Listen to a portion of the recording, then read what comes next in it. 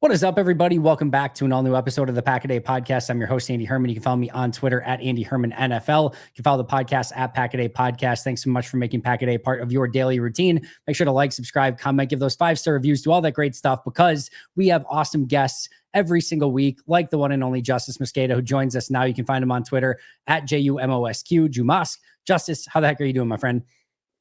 I'm doing great. Packers are winning. Yankees are losing. What more can I ask for? Right? You could ask for a Blazers win. You could ask for that. I don't. we don't got to bring that up, man. I'll see you guys in 2027 or something. Hey, you're living a better life than Bucks fans right now. I will tell you that. Like, at least there's no expectations that you're losing. Well, they're 1-2. They lost already to the Nets and the Bulls. They were down by like 20 to the Nets in the side. We don't need to, like you said, we don't need to talk about any of that. All I know is Giannis asked like the cafeteria lady, like, "Are you getting fired if we don't win it all this year or something?" Yeah, not great. This is all on me. This is all on me for bringing that up to begin with. They are playing the Celtics as we speak. The Celtics are winning in the third quarter, but it's at least somewhat close. So there is that. Maybe they can pull off a win tonight, but I doubt it. Let's talk some Green Bay Packers. Justis, per usual, I am going to give you the floor to go in any direction that you want to start breaking down this wonderful game against the Jacksonville Jaguars. Burn the tape. That's my take. That game isn't happening ever again. Right? Like, I don't know what we learned from that. The Packers survived, certainly. It's not great when like 4 different reporters are reporting on different injuries that your team is having, and everyone's like, they're going to be fine. And I'm like, I didn't even know all these guys dropped out by the end. Like, I was like, Josh Jacobs is hurt? Jair is hurt? I didn't know this until last night. So, that just full-on survive in advance. I think my biggest takeaway is just kind of like looking at the NFC playoff picture and seeing how things shake up. Obviously, the Bears losing on that Hail Mary, hilarious, also helped us. But one thing worth noting right now, right, like the Packers are in the 5th seed. If they beat Detroit, there's potential they could be the 1 seed going into next week, right? Yep. If they lose to Detroit, there's a pretty good chance they're going to be the 7th seed. So the variance for this week of how the next couple days can go is pretty drastic. And the reason that they can drop down so far is because the 2 teams breathing down their neck, right? So Packers are the 5th seed. The 6th and 7th seed are the Minnesota Vikings and the Philadelphia Eagles, the 2 teams that the Packers have lost to.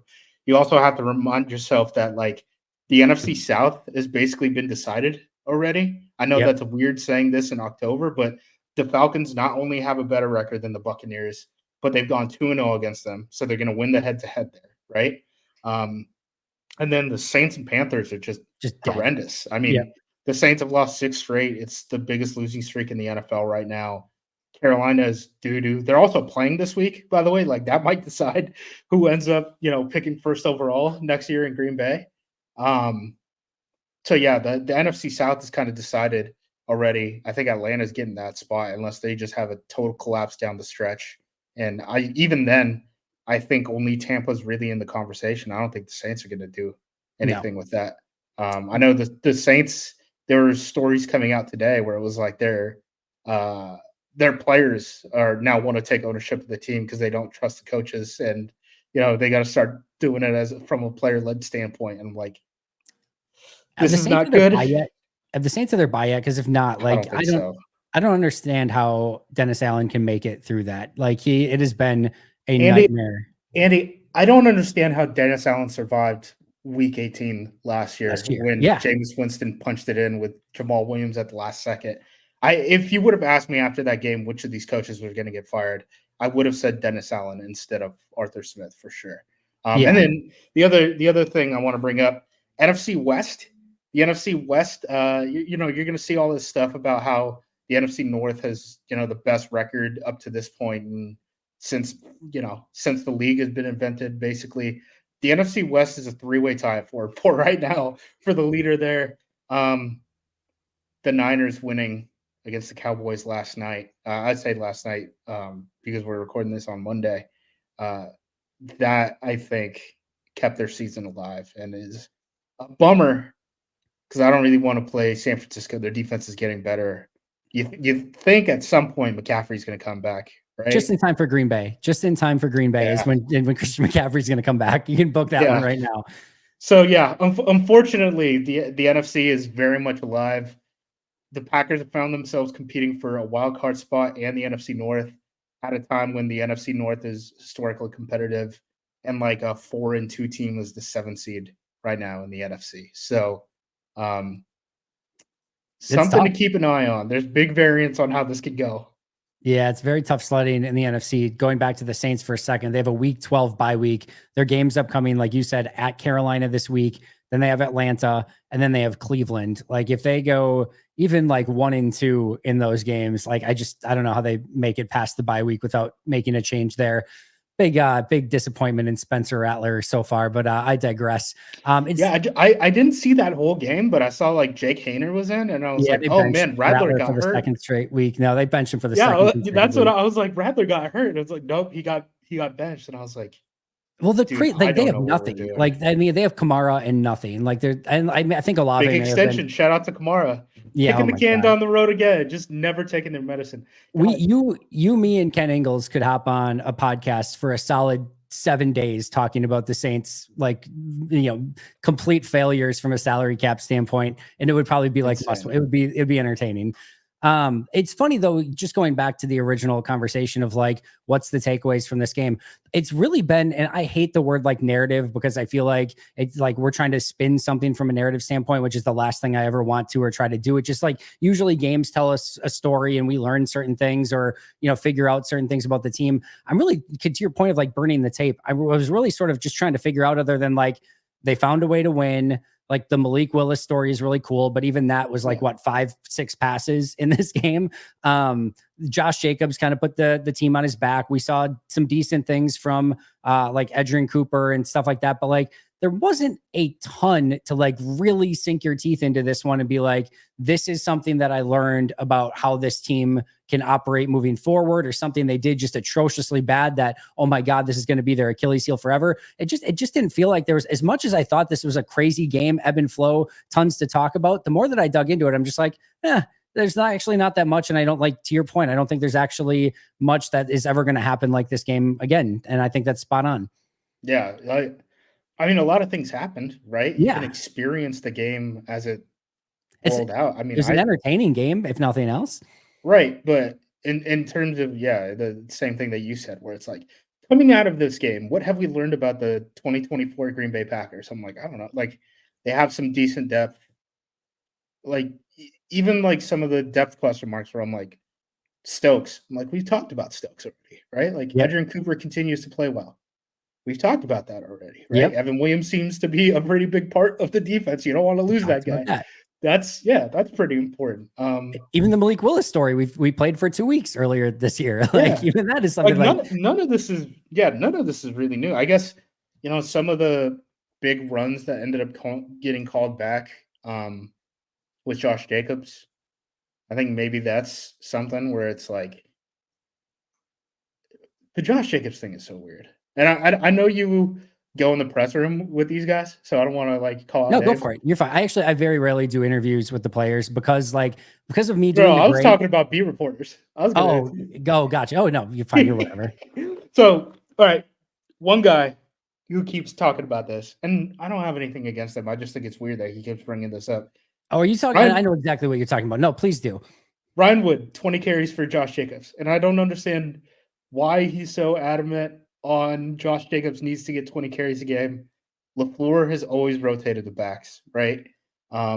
He finally basically got that opportunity in this game, right? But like Josh Jacobs is like already third in like rushing yards, like in the NFL this year.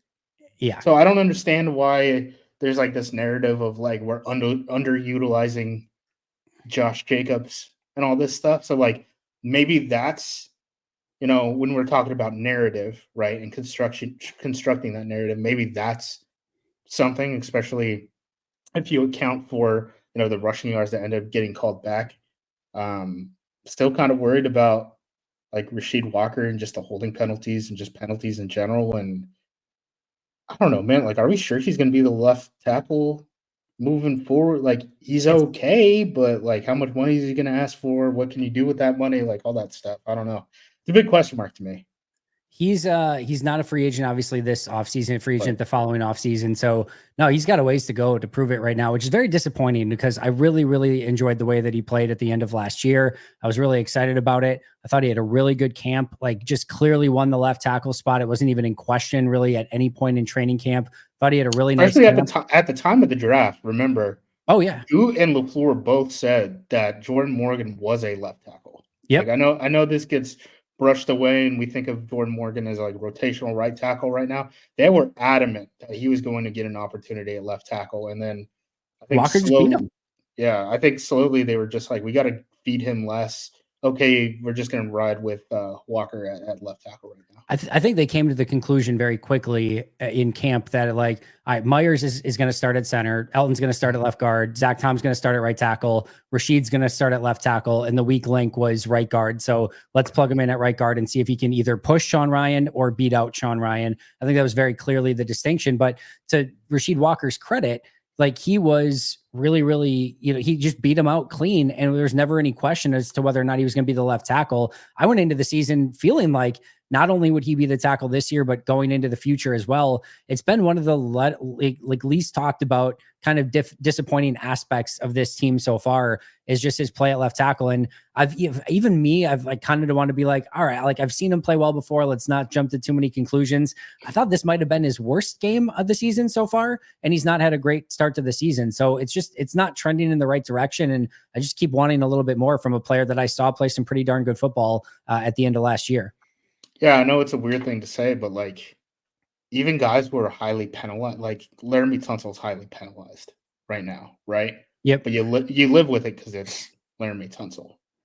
When a guy isn't that consistent on a down basis and is also getting penalized, and you're taking 20-yard explosive runs off of the board, I mean that's a kick to the nuts, right? To everyone across the board, and not great. I mean, I don't think I'm calling for certainly, especially with Jordan's situation, and I don't know if you want to hit on the injuries or whatever, but like, with Jordan Love's situation, like you probably don't want to switch up the left tackle this week, especially against the Lions. No. So yeah. No, I don't think it's going to happen. I think he maintains that left tackle spot.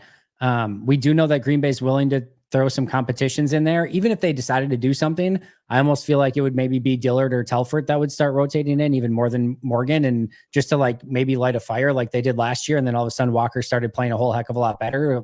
I don't know. I still think it's his job. I just want to see him start playing better. Cause again, we've seen it last year and we know that he's capable of it. So let's hopefully see it again. But there's a few of those on the team, specifically on the defensive line, which I know we'll talk about as well. But yeah, from an injury standpoint, to your point, mostly got great news on almost everything. So Jair Alexander, MRI, no major issues with the knee, unknown for this week against Detroit, but doesn't sound like it's going to be anything serious or long-term. Jordan Love, groin strain, I think it was, and day-to-day could play against Detroit, will probably be quote-unquote limited throughout the course of the week, and they'll make that decision at the end of the week, but nothing long-term there. Josh Jacobs is fine per Bill Huber. Evan Williams is fine per Aaron Nagler. And then the only other one that we don't know about, and I don't even know if anything actually happened, and I'll say that again, is Eric Stokes, who got taken out of the game on the final drive, and they swapped Carrington Valentine in. And it just would be weird that they would switch Carrington Valentine in mid-drive to the point to where like it was in the, like they were almost going like no huddle, and they quickly made the change. And it looked like there were a few plays where right before then, like Eric Stokes, it looked like he was holding his hand.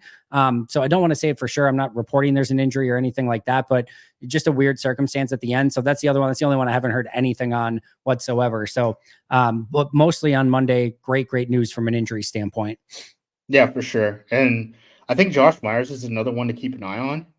I think that issue is going to linger on. I don't know if you noticed it during the game, kind of to your Stokes point. Like there were a couple times where he was grabbing his hand, right? And we know that he had a wrist injury and he was questionable coming into the game and stuff. So do we know which wrist it is? I do not. I don't know if it was a snapping wrist or not. I would assume that it's probably not if he was able to go. But yeah, that's another one that I'm going to keep an eye on. Obviously, the Quay concussion thing too. But I could see, Myers not practicing on Wednesday or something like that. And just don't be shocked by that. The thing too is like, and I think the thing that always gets lost in injuries, and I talk about this probably a little bit too much, is like just because they played in the game with the injury does not mean they have the same level of effectiveness. For me, this was Josh Myers' worst game of the year that I graded, and like the second worst player on offense, only to Quay Walker. And PFF had an aggressively bad grade on Josh Myers this week. So like by all accounts, or at least anyone that's grading it, this was by far and away Josh's worst game of the season. And it came after he had this hand injury, and he did not look like himself in this, well, at least not like he looked in previous games. So it's great that he was able to get out there and play and still have the calls at the line and everything like that. But and I don't know, I can't say for certain that the wrist injury played a part in it, but when you were healthy before this and looked much better than we've seen Myers in the past, and then have your worst game immediately following the news that he's got this wrist injury, it certainly seemed like it probably affected him in some way. Yeah, for sure. Again, this goes back to that point that I was just like, I know it's a win, so you do the, Tony Sperano bury the football after a big loss, right? Or a big losing streak. But it's just like, I don't know what we can take from this moving forward other than like we survived. I mean, this team, Matt's got to have so much fun with this team right now, where he's just like, we're beating the odds every single time. Like, I can only imagine how close-knit that locker room becomes in situations like this. At the very least, you're going to be able to say that, going into the postseason and stuff, assuming that this team makes the postseason, right? Looking pretty good right now, though, that they're battle tested, right? They've seen these moments and, kind of beaten the odds a couple times. So at least they'll have that in their back pocket. But as far as, when these guys are healthy, is this game plan replicable? Like, it's just not relevant, I don't think, moving forward. Yeah, they're definitely going to need those players to be healthy. Obviously, Jordan Love being 1A on that list. And yeah, to your point, I think there's going to be things that they're going to have to just kind of ignore from this game, and then, work on some of the things I think from the defensive line, offensive line standpoint that they can get better at. But as a fan, or even as an analyst, again, you have to kind of pick and choose what things you really want to take away from this one. And I just don't think there's a whole heck of a lot. I do want to say Chris Brooks. I lied. That was my next thing. We did it. Chris Brooks. What the hell? I love it. I absolutely love it. I'm a big fan so far. And, he obviously had a couple of really nice blitz pickups, and it seems like he's going to be like their designated pony guy with Josh Jacobs. And It just felt like they went in those formations quite a bit in this game. I think they like his blocking ability, and I think they like his running ability, catch out of the backfield. But what a random out of nowhere signing that has already paid dividends. And he looks like their best pass pro back there already, which is pretty crazy as well. I don't know. I'm a fan. What about you? Yeah, for sure. I mean, the pass pro was definitely what stood out. And then the second thing would have been, hey, pony package is back out of nowhere. Like, we haven't done this in a while, right? They're still not running too many wrinkles out of it. But I do think it's interesting because he basically split as many carries as like Emmanuel Wilson did. He had a couple more, I think. Yeah. And I mean, Marshawn Lloyd might get activated in 2 days, right? Who knows? Because he's designated to return from injured reserve, and we thought, that hamstring injury wasn't going to be. Did they officially designate him? I believe they've designated him to return. He hasn't come back to practice. But they haven't opened the window yet, right? They haven't opened the 20. They haven't opened the window. Okay. They haven't opened the window. Yeah. Yes. But that's what I mean. It's like, I think everyone was just kind of looking at that situation, and before AJ Dillon went down with the stinger and Lloyd got hurt, I think people were looking at Emmanuel Wilson as a guy who could potentially be cut, right? And I doubt they keep 4. I really doubt they keep 4. So I think they keep 4. They keep 4. I don't know who you're cutting. My guess would be like Brenton Cox. Okay, that's fair. Because I guess by the time Musgrave can come back, John Fitzpatrick. So when you pick up a guy off of the practice squad, right? That guy has to be on your roster for 3 weeks. So by the time Musgrave comes back, John Fitzpatrick will be off. And then at that point, he's already made it because he was inactive for 2 weeks and then active for this week. So I think Fitzpatrick you can already let go of. So yeah, that'll be a must. So I mean, those are the only guys that are designated to return. So I guess that's the roster. We did it. We solved it. I mean, if you're like with the way that the defensive ends are playing right now, if you're already not interested in even activating Brenton Cox, much less playing him, Aaron Mosby got his first 2 snaps this week. You're obviously not activating 6 defensive ends in any given game. I mean, your choices are obviously, if you want to keep the 4 running backs, of course, would be Travis Glover, because he's basically on a redshirt year, draft pick, my guess, if I had to guess, is that nobody claims Travis Glover, but I don't know if they want to risk it or not. Bretton Cox, I would argue the same thing. My guess is that nobody claims Bretton Cox, and I think you're probably more willing to risk it. And if somebody does claim him, you just tip your cap and say, all right, whatever. We're on a year and a half and he can't get in any games whatsoever. Like, is it going to be that big of a loss? The other one would potentially be Malik Heath. I don't think they do that, but just because you've got 5 wide receivers that you're already struggling to even get like Bo Melton snaps. Again, I don't think that they would do that, but like those would probably be your 3 options. And then, or John Fitzpatrick, and you just go with 2 tight ends and like there's a decent chance that maybe you can convince Fitzpatrick just to go back on your practice squad. And then you've got 3 elevations for him too. And then hopefully by that time, Musgrave is back. So yeah, I think those would be your potential options. Yeah, it's a weird situation. I also don't know what's going to happen with Rochelle moving forward, right? Because we've seen the Packers do.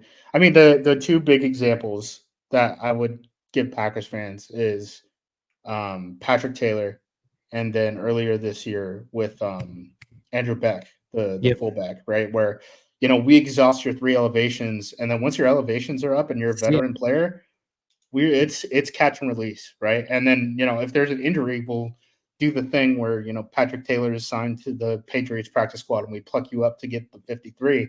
But they're not really wasting practice squad spots. It's weird how they view that as a real deal asset. I think it's probably because you basically have like 1 practice squad spot per position. So like you only get to develop 1 guy at each spot. Yeah. So it becomes more valuable than when you think of like, hey, we have 16 spots. Why we couldn't have found room for Tyler for Andrew Beck? I almost called him Tyler Davis. So Rochelle's been called up 3 times now. And depending on what happens with the whole corner situation with Jair and Eric Stokes and all that, right? I could see the team moving on from him, even though he's played probably like 16 games for the team the last 2 years. He's significant contributor on special teams, mostly a reserve at corner. But you also have the situation where Jair may miss this week, and you could have a situation where we don't know the Eric Stokes, spot if he's going to be hurt either. So they could actually need him this week, and that would be another one where you could have to open up a roster spot if you want him to be the guy, or if you just feel okay with one of the other corners on the practice squad, they could obviously go in that direction. It does feel like they have a little bit of a different feel too for like. If it's like a Donovan Jennings, they're not using that spot as like a call-up spot. They're using that as like we want to develop you spot. But if it's like an Andrew, if it's like somebody that's like a 4, 5, 6 year veteran or something, and they're on that, they're going to use your 3 spots a little bit more and then say, oh, we use your 3 spots. See you later. If we need you, we'll add you to the active roster later. Especially at those special teams positions, right? Tight end, safety, linebacker isn't really a spot where they're strong right now just because they had like injury and stuff. I mean, they weren't that deep even in camp, right? But then I think Goforth probably would have been the guy for them there after cutdowns if he were healthy, but they ended up having to waive him with an injury designation. I think he reverted back to IR. I think who is it? Let me find it. The linebacker that they have on Chris Russell, who's just like the teammate of Edgerrin Cooper at A&M. I liked Chris Russell in preseason, by the way. I really liked him. I think he got signed in like August, right? Like he has not been here that long. So yeah, I think that's the reason why you're not seeing a linebacker get called up right now. Yeah, if you get to Chris Russell on your depth chart, things have gone very, very wrong in some capacity. I was worried going into this game. I'm going to be honest, man. Like you have 4 linebackers and a 3 linebacker base. Like that's a tough situation. Plus, we haven't seen Tyron Hopper at all. No. I still haven't seen it. So, like, I don't know what to expect from I thought this could potentially be a week this past week where they like got him just those like 5 to 8 snaps just to be like, because they seem to like want to get these rookies out on the field in some way just to start getting them experience. So I'm like, what a great opportunity in some base defense. Get him 8 to 10 snaps here or there just to see what he can do and just to start getting him ingrained. But nope, not even a hint of Tyron Hopper. Hey, they said they had a 2nd round grade on him or whatever, right? Top 50 grade, whatever it was after the draft. Mind you, this was a guy who pretty much everyone thought was a 5th rounder. I watched him pre-draft. That was the most surprising pick to me, for sure. I still don't fully understand what the hell is going on with that situation. But I really liked Katan Oladapo, and he's like not getting any He's just snaps. He's just buried. inactive every week. Yeah. They just buried. Like it's tough because Zane Anderson's your special team safety, and then the other three we're already struggling to get on the field at the same time because you like them all so much. But I just don't think there's a spot for him. I thought maybe you could do some like nickel linebacker stuff with him, but like they're already using now Edrin Cooper. Like they're trying to get him as many snaps as possible in that, which you don't want to take him off the field. So I just don't know where you use him. And he obviously was behind the 8 ball to begin with missing all the time in rookie minicamp, OTAs, minicamp, beginning of training camp. So I just probably just a redshirt year for him. Yeah, I get it, especially if Quay or Eric Wilson are going to be the green dot too, and you can't really take them off the field in those situations. Yeah. Like, there's just not going to be much space if you also want to bring Edrin Cooper along, and that's more important. All right, since we don't have like a ton to take away for this game, are you ready for me to say what I want to say, and then you can call me an idiot? Let's go. Who are we trading? We're trading No for? trading. No trading. Yeah. I am ready. I am officially ready for Eric Wilson over Quay Walker. I'm going to say it. I'm ready for Eric Wilson. You can like, I will very much love if you disagree with me on this, but like just what I have seen out of Eric Wilson from these past 2 games of like him actually taking on offensive linemen and going to stack and shed and go make plays. That's enough for me. Like there's nothing that I can point to. I get that Quay has all the athleticism. I don't think he's like this atrocious player, but like, I just don't know that there's anything that I can point to with Quay that I'm like, I really enjoy him doing this. And with Eric Wilson, I'm at least seeing somebody that's willing to take on things, fly around to the football. And it just seems like he's playing a little bit more instinctual. And I get there's not any upside with Eric Wilson. I'm not saying that like, I even want to see him, full time or whatever, but like, man, I feel like the linebackers have played better with Wilson, McDuffie, and specifically Cooper than anything that I've seen from Quay over the last like 2.5 seasons. So I know that like they're not going to do this, and Quay is their guy, and he's the mic, and he's calling the plays and whatever, and I expect them to continue with it. But like, I'm kind of just ready to be like, I'm cool with Eric Wilson. I'm not going to lie to you and tell you that they're not better when Quay isn't on the field. I mean, it's something that I've noticed, and we've talked about a lot in the APC Slack, where I'm like, oh, man, like I don't know. It's an interesting thing because you see the athleticism and all that, but you're also 3 years in, right? And hasn't been development, and you're going to have to make a decision on the 5th-year option pretty soon. There's no way, right? There's no way they can do it. You can't do it, especially the way that they have it now. Yeah. Yeah. Who did they do it for? That was the huge mistake. Oh, it was Savage. Like they can't do Savage again. They cannot make the exact same mistake that they did. I think Wyatt gets it. I think Wyatt gets the 5th-year option. Yeah, because it's tiered now, right? So like he's not going to get the Pro Bowl 5th-year option. It's going to be just like a normal, we'll pick it up. But Wyatt's an interesting situation too. But Quay is an interesting guy because like I don't know, man. If I'm Rebrovich, like, give me a shot. Give me a shot at this guy because he's athletic, right? You mean at the edge, yeah. Yeah, like give me a shot at the like he doesn't have to play first, second down, right? If you want to use him first, second down as a stack linebacker or as a reserve player, like he's been getting practice there for 3 years already, right? But like, give me a shot at getting a little bit more juice off of the edge because I kind of think that's where the Packers need some help, especially if, I mean, we've had 2 reports now that Preston Smith is potentially a trade candidate. So like, I don't know. Is that okay? I want to go to I want to come back to Preston. I want to go back to Quay for a second. If I told you that you had to play devil's advocate and sell me on why Green Bay is still like, Quay's the guy, he's going to be the mic, we're not making any changes, what would your take be on why Green Bay is just like, no matter what, he's going to be the guy that's playing every snap on defense? They believe he's going to figure it out, and he has more athleticism than McDuffie and Wilson, and that's kind of it, right? I mean, Wilson, otherwise, like I don't think any of those 3 linebackers. I think Cooper's getting coverage. I don't think any of those 3 linebackers are. Wait, you think who's getting what? Oh, let's say Walker, McDuffie, and Wilson. I don't think any of them are great in coverage. I think Cooper is getting coverage. So I thought you said you think Cooper's getting cut, and I'm like, wait, what just happened? No. So I think Walker, McDuffie, Cooper, from a coverage perspective, is kind of a wash if you like adjust for what they're actually being asked to do. But where I see the issue is like, yeah, man, McDuffie and Wilson are better in the run. I mean, we haven't seen them jump into the wrong gap with a running back staring straight at them, right? And it ends up Nope. going for 15 yards because you're in the same gap as Kenny Clark, right? I don't know how many times we've seen that with Quay and the Packers. A lot of So false steps too. yeah, so I understand the like athleticism upside, but at what point does potential maybe not matter, right? But matter less certainly Yeah. going into year 3, especially midway through the season.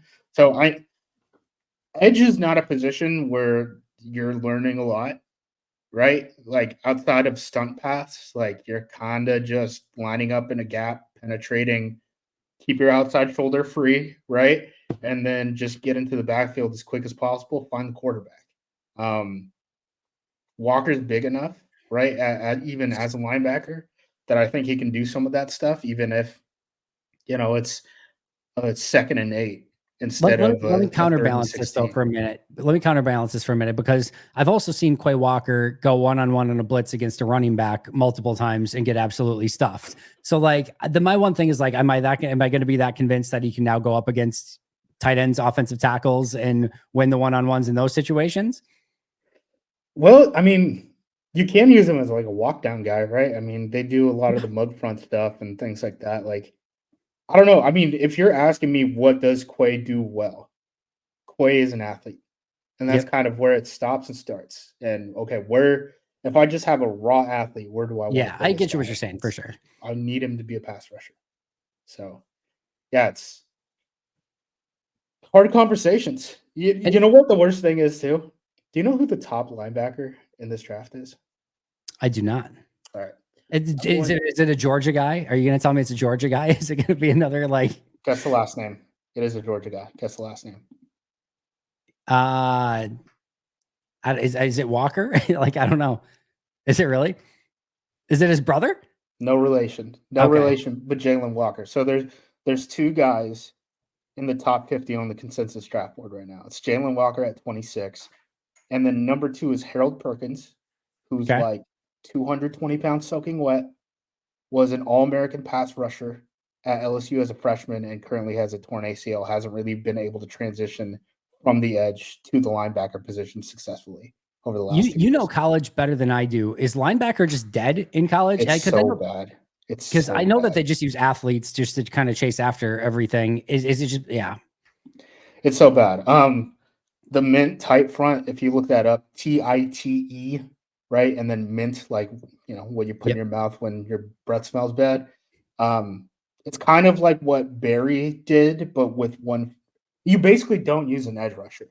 So you're jamming up the interior on the box to make it just like run and chase for those linebackers. And then you're down an edge rusher and you swap out that edge rusher with corner. And that's kind of what all of these, high level college programs are doing right now. And with the transfer portal and NIL and everything up, like if you're doing well at a mid level, you start trickling up to that. And it's just everyone is playing this defense. It is basically built to stop primarily RPO offenses on those wide college hashes. So it's like it's really not doing anything for NFL development. I think defensive line in general too is another position that is getting hit really hard. Um, Again, if you only have one edge rusher on the field, how many of those guys are you developing, right? And if you're just jamming guys into the box and dissuading inside run based off of the amount of bodies that you have, how good are those defensive tackles getting? Um, so I think those are kind of the situations that college football is running into right now, and that's why you're seeing defense just not put out a whole lot of talent. Yeah. I mean, we saw it last year, right? The first defensive player went like 12th overall, whatever Latu went. He went like 12th, 13th, 14th, somewhere in that range. And I mean, that's crazy to not have any defensive players go in the top 10. It's really absurd, but it is definitely a different brand of football right now. I want to get back to edge because we were talking about that. I want to talk about the Preston Smith thing. I want to talk about the pass rush win rates again, because I know you were posting those on Twitter, but the Preston thing is weird to me because unless Green Bay is like getting that out there of like, yeah, teams are calling for Preston Smith, like you better get your offers in. Like it doesn't pass the smell test to me because he's not exactly tearing it up. The contract isn't super like, like teams are going to be calling up for him. It feels like a weird situation. Yeah, I think I can kind of understand the reasoning. I mean, I've been banging this drum since the spring, right? Yeah, But I think Preston's a better fit in a 3-4 because of his ability to drop into coverage, because of his ability to set the edge a little bit more and not necessarily be like a every down pass rusher, right? So I do see why teams would think that's valuable.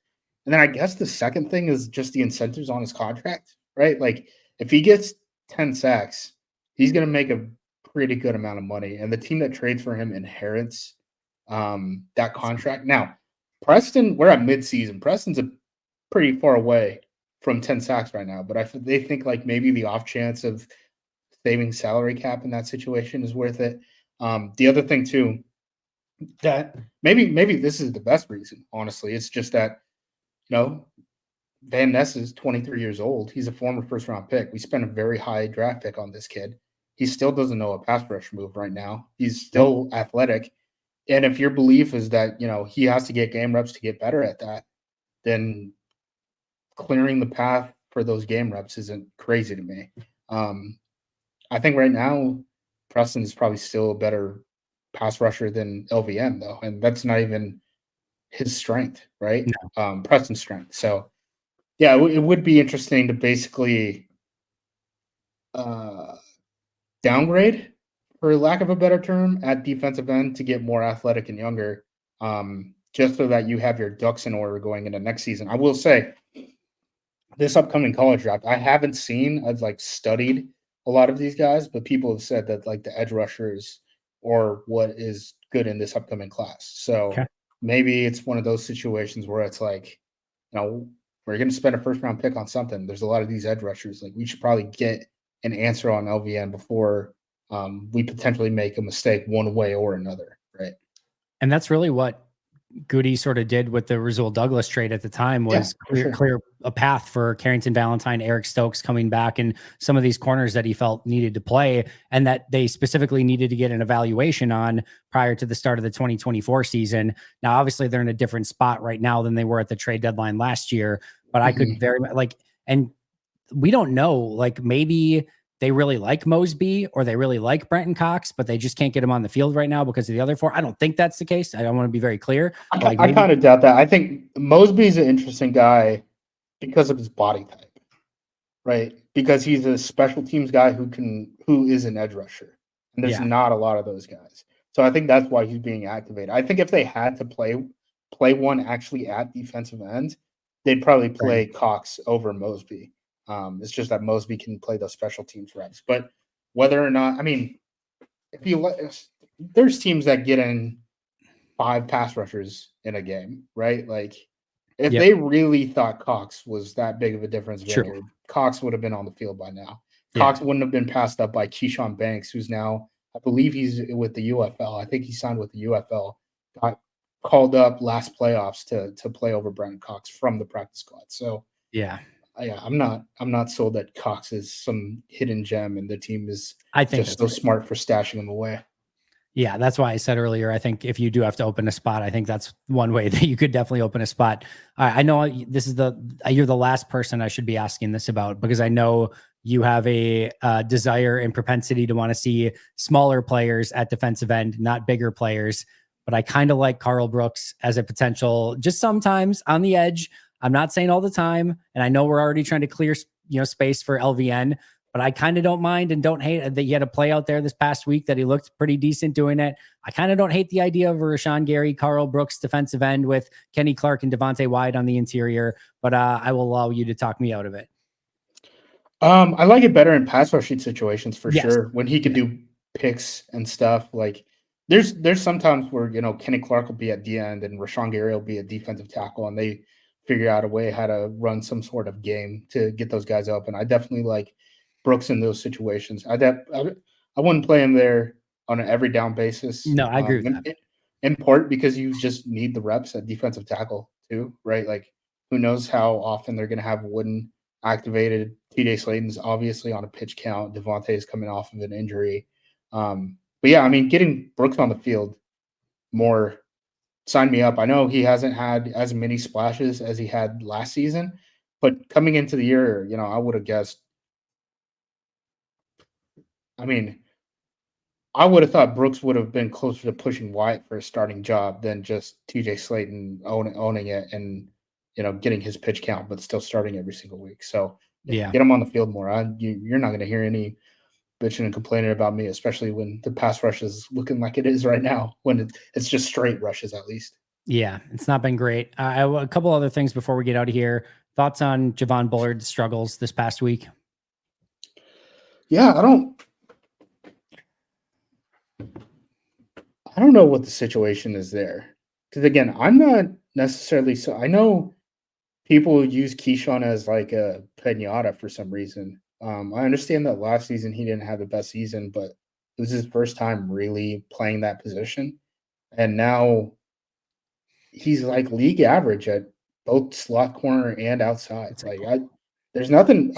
From my perspective, there's nothing to complain about what Keyshawn does, other than unless you're complaining about what you could have an upside, and that costs assets, right? And Yeah. it's just okay. Well, what would you have spent? You don't want a linebacker, all right? We don't have Edgerrin Cooper, but you get a cornerback. Does that make the team better? I don't know if it does, right?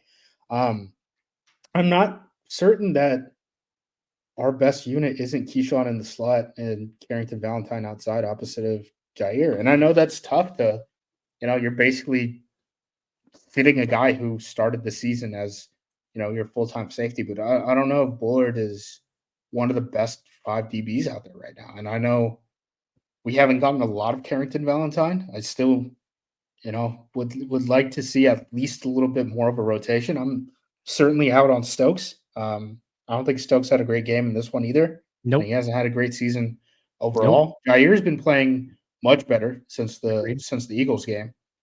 So outside of Stokes kind of being a glaring like week to week type of hole, I think Bullard, I'm just like, I don't know if you're that good right now, which is fine because he's like 22, right? Yeah. I'm not saying cut the kid. I'm just like, I don't know. There might be a better lineup out there, and I'd like to see Carrington get some more snaps. But I kind of say that whenever we bring up any of these other DBs.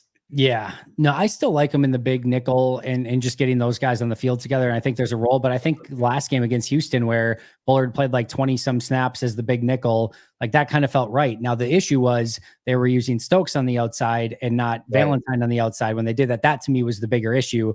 But I think they very clearly come to the conclusion that Evan Williams is the full-time safety next to Xavier McKinney. And that is the right conclusion to get to. And then I think if you want to go with your base defense being Jair and Nixon, I'm cool with that. If you want to go big nickel where it's Bullard in the slot and Nixon on the outside, cool with that. Now, when you want to go like coverage nickel or like have the extra corner on there, Nixon inside, and then I need Valentine on the outside. And then I think, then to me, we've got everything figured out. If it's a more passing or obvious passing situation and 11 personnel, all right, Nixon, Valentine, Jair with Williams and McKinney back there. If it's maybe 22 or sorry, 22 personnel, not 22, 12 personnel. If it's 12 personnel and you want to go with the big nickel and put Javon Bullard in the slot, cool. I'm fine with that. But and then again in base, just take him off the field. I think they're close to it, but just that one last thing of getting Valentine in there for Stokes is to me the big thing that they got to fix. And for me, for Bullard, just really quick, like I'm willing to chalk this up to a rookie performance. He got switched from nickel corner to back to safety mid-game, probably hasn't been playing as much at safety in practice and has been probably honing his skills a little bit more in the slot. I think he just had one of those days as a rookie, and I think he'll bounce back. I've really liked, for the most part, what he's done the rest of the year, but this was a little bit of a hang with him for Javon Bullard. Yeah, and the other thing, too, is like even if I want Carrington at outside corner, if there's any injury at a DB spot, right? Bullard is next man up, not necessarily filling in for like Jair or something if Jair goes down. But the No. way you have to reshuffle that room, it's like, Yep. all right, Bullard is subbing in, like you're our super sub type of Yep. situation. So that's the way I kind of view it. I don't know why it's such a tough pill for this team to swallow, the Eric Stokes situation. We're talking about the same team that did it with Kevin King for forever. Like they Yeah, like I guess. and we're having the same conversation sort of with Quay. Like they get, I don't know. And I know that like King was obviously the, like part of the previous era too, although, you know, they certainly King followed into this era.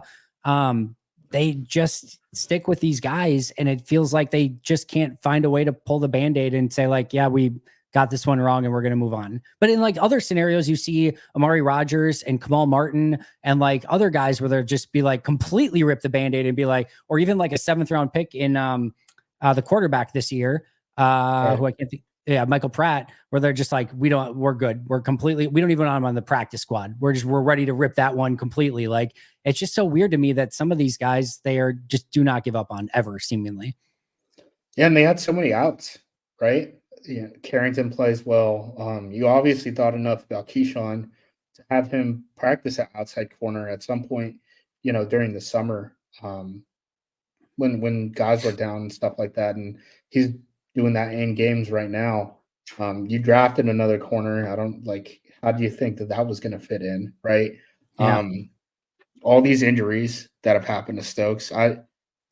Maybe he's just like a really good locker room guy, and they're just like, don't want to rock the boat too much because of that. But see, he's not. Stokes isn't playing well. He's in the last year of his deal, unless he signs one of those weird vet like minimum, like we pay him $2 million, but it only costs like 1.2 against the cap or something like that. I can't imagine that he's going to be back in Green Bay, and even in that situation, I don't know if you want to be with the same team again. So Yeah. Both sides just need to move on, I think, at this point. And he's maybe got to go to a different defense, and Green Bay just has to figure out something different because it has not worked. It hasn't worked since his rookie year. And I know injuries played a lot of part in that, but even his second year pre-injury, he was playing really rough football before any of the injuries happened. So yeah, he's we're had the living off chance. of hype from 2021 still, and that Yeah. was several major injuries ago. So Yeah, very much so. A couple things before we get out of here. One, Packers Lions. What are you looking for in this one? man, so the thing that Lions fans are worried about right now is just Goff turning into a pumpkin. But for Goff to turn into a pumpkin, he has to get pressured. That is not something that the Packers are good at right now. Rashawn Gary's pressure numbers are going up a little bit more like week to week. But Smith, Van Ness, and Igbare, I looked at their pressure percentage, and it was something like 65 qualifiers, and I think the highest one was like 55th, right? So they're all bottom 10 qualifiers in the league right now. Yeah. Hoping Wyatt is fully healthy, maybe some interior pressure can get home. I know that spot hasn't been great for Detroit recently. Their tackle situation is still very good. I'm just hoping pressure Goff, because if you can't pressure Goff and he's just gonna do his thing now where he's just like, yep, I've completed 22 of my first 25 passes. It's like, all right, we're not gonna be able to stop a machine. You know what I mean? Their wide receiver unit is super weak right now. Like I think it's like Khalif Raymond is like their wide receiver too as it Yeah. stands today because of suspension. Because of Williams. Yeah. Yeah. And then Tim Patrick too is out there. Allen Robinson's getting called up. That is funny. I did not know Allen Robinson was on this team. So yeah, I mean, the passing game from a wide receiver perspective is not great. It's just, if you're able to let Goff just sit back there and operate, that's a pretty big deal. And then on the other side of the ball, big question mark for me is just like, okay, we have a banged up center and a banged up quarterback. Let's see how that works out. Yeah. Yeah, that's going to be not ideal. The Lions are an absolute buzzsaw right now.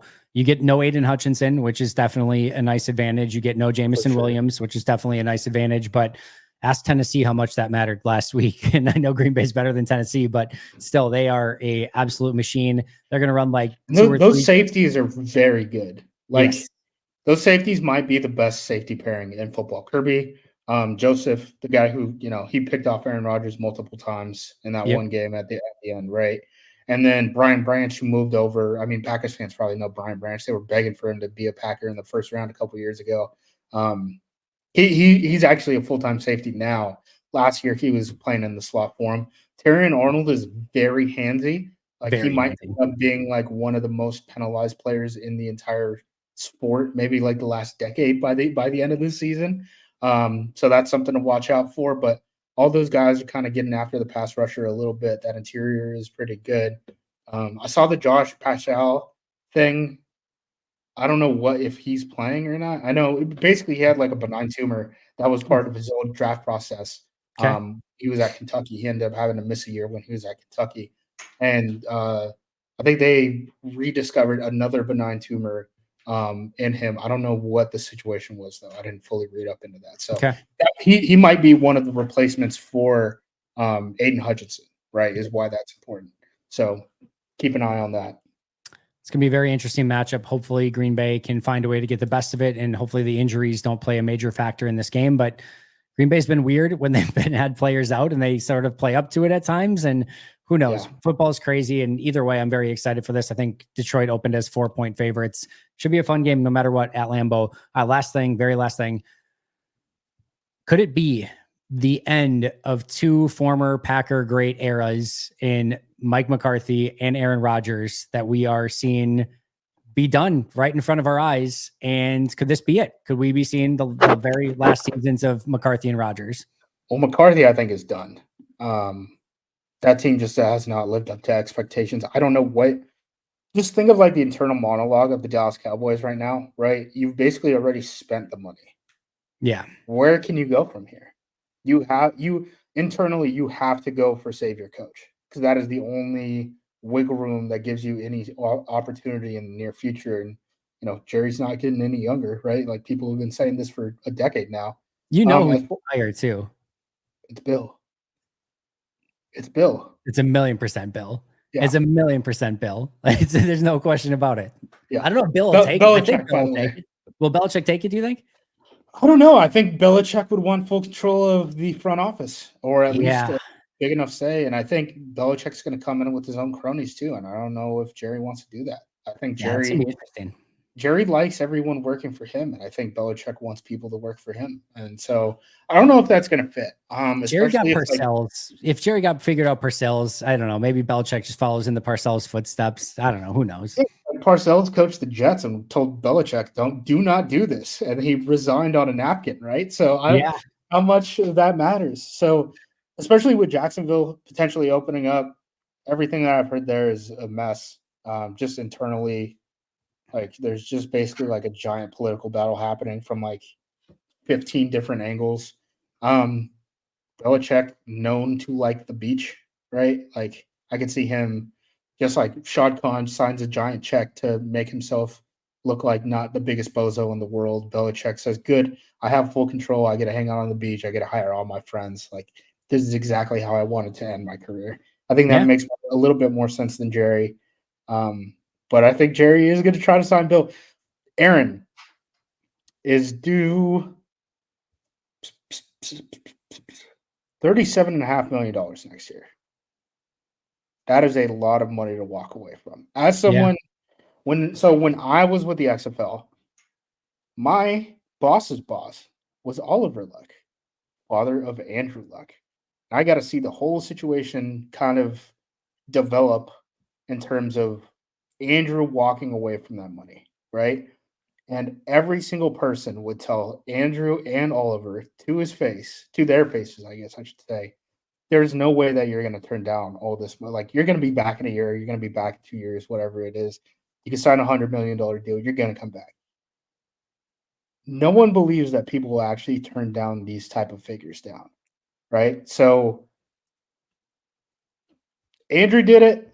We'll see if Aaron does it. If Aaron does it, I'm going to have to see it first, though. Yeah. Right? That's a lot of money. At this point, like, if he thinks that his legacy with the Jets matters, how much more damage could he do with the Jets? Like, I don't mean to be a dick about it, but like, no, I get it. He's got 2 wins in 2 years. It's not great. Can't get that much worse. No. And you're making $37.5 million in cash. Here's how you solve everything, Justice. The only person that Aaron's had success with really is Mike McCarthy. You got to bring Mike McCarthy to New York next year. Fix everything. Get the whole band back together. There's no damn way. It will be interesting to see what happens if that job opens up, because I know they had to do the whole like kid gloves thing with the Hackett situation where they're like, no, no, no, he's still the offensive coordinator. He's just not calling plays. Like, are they going to keep him for the next? Like, is Van Pelt going to get fired from New England? Like, that might actually happen. Like, is he going to be the new offensive coordinator for Aaron? Like, I saw Jets fans freaking out, and they're like, "Why does Aaron take it down in 1 second every single time on the play clock?" And I'm like, welcome, dude. We tried to tell you. You said we were angry. We were not angry. It's just like there's certain things that are just going to keep happening. Over That's how and Aaron plays, over and over and it's and over. look, net you take it, especially when Aaron was in Green Bay and he was still had young legs and stuff and was able to move around and things. But it's just obviously not working with the Jets right now. But Not at all. I take the money. If I'm Yeah, I don't know what happens with him and the Jets. That's going to be a fascinating situation to keep an eye on. The Jets are going to lose to the Texans on Thursday. They're going to need to be sellers at the deadline. I don't know if they will, but like, did you know the Jets are favored in that game? I did see that, like by like a half point or a point or something. What the hell is happening in that game? Like, I know the Texans defense is still banged up, right? Like they just signed a linebacker. And Diggs is probably out now, and they're still without Collins. But it's still weird. Wide receivers are moving lines. This Jets team is not good. No, they're brutal. They're brutal. They're horrible. Yeah, I don't know. That's a very weird. It is at home on a Thursday night. Home Thursday nights are weird sometimes, and it's not like Houston's been tearing it up by any means either. They barely beat the Colts. They lost to the Packers, but it still is very, very fishy. Like they just lost to the Patriots. Like, yeah, I don't know. They're a very weird franchise, but we either way, the Rodgers and McCarthy things will be interesting to keep an eye on from a Packers standpoint. Last thing on Rodgers really quick. I think that of all the things that like you can go back to Rodgers on and be like, what were you sort of thinking or what's going on? Like the fact that in 20 and 21, he won back-to-back MVPs in Matt LaFleur's system. And like, especially like, I think it was 20 where he like really ran it to like the extent that I think Matt wanted it more and it looked awesome and he bought in and everything was like literally perfect. And there was a lot of the motions and everything that Matt kind of does now. For like him by 2022 to come around and just be like, no, I want to go back entirely to do it kind of like the way that I want to do it. I don't want to see all this other stuff. And then to go to New York and go completely away from anything like that. Like the fact that he won the 2 MVPs in that system, specifically in 20, the way he played that year, and then wanted to go anything away from that is one of the more bizarre, crazy things that I've ever seen. Some of these guys do not like it, man. Like Brady did not want to do back to ball play action. Aaron Rodgers wants to be a West Coast guy. I get it, but like you just had success. You just won an MVP in it. You're preaching to the choir. If like run, stretch, and boot every single play. Like yeah, I'm that guy, right? That and RPOs. Like call it good. I never have to like do actual real deal 5-step gun drop back pass. Like that's fine with me. Those dudes, the all world athlete, dudes who could be in the Olympics or sprinting off the ball and trying to take my head off. I'm good on missing that. At least give me a little bit of misdirection.